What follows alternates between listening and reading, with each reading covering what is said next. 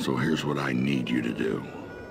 Head to where those bandits live and wipe them out, plain and simple.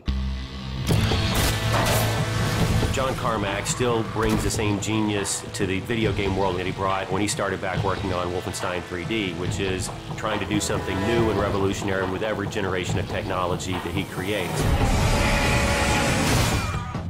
We invented the genre. We like to think we perfected it. We strive hard to make that experience. It's what we like to play as players. We can make a first-person shooter and we can have gunplay. We've done that before. But again, we're pushing the boundaries. We want to add something unique that we haven't done before.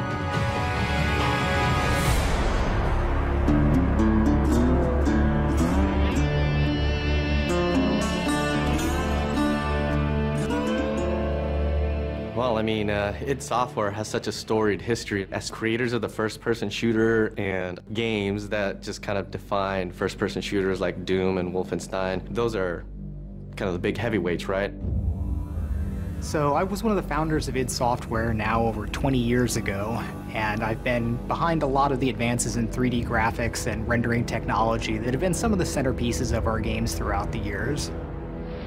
I've been with the company for 16, 17 years, and at the very beginning, it was a small group of guys. We have the walls lined up with articles that we've been featured in over the years, and you know, Wolfenstein is the game that created the first-person shooter genre. But Doom is the one that sort of popularized the genre. It defined this in-your-face, visceral, gritty action that really separates out first-person shooters from other games. And you look at Quake, where we had client-server architecture, which is now the standard for every multiplayer game on the internet. Rage is an opportunity to take all the cool stuff that we have learned over the years in building those games and apply it in a completely new setting. We have continued to focus on the first-person action side of things, and that's been very much what Rage still takes away from our history there. It is a first-person game. It's about action. It's about intensity. It's how you play the game, what you experience, what happens to you in there. If you're looking for Mayor Clayton, he's right over there.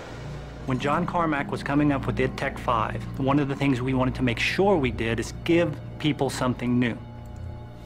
This is the first game that is going to use and fully explore the capabilities of John Carmack's id Tech 5. The work that he does, the technology he creates, is just something that you wouldn't see elsewhere. And so a lot of it was just, how do we make something fun with this cool tech? So the cornerstone of id Tech 5 is our mega texture technology. It gives us the ability to tweak every single pixel that you see in the world. Unique texturing is what id Tech 5 is all about, and we have some awesome artists that are able to actually exploit that and put all that detail into the world.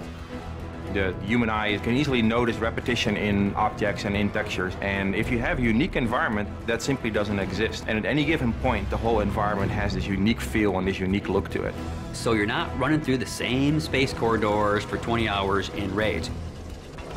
We're all a little safer because of that. With the advancements in the physics technology and the navigation systems, we're able to combine this sort of unique gameplay where we're bringing in vehicle combat and first-person interactions into one game environment. We're getting to the point now with Rage where what's in the minds of an artist, what's in the minds of a director, can actually make it into the game.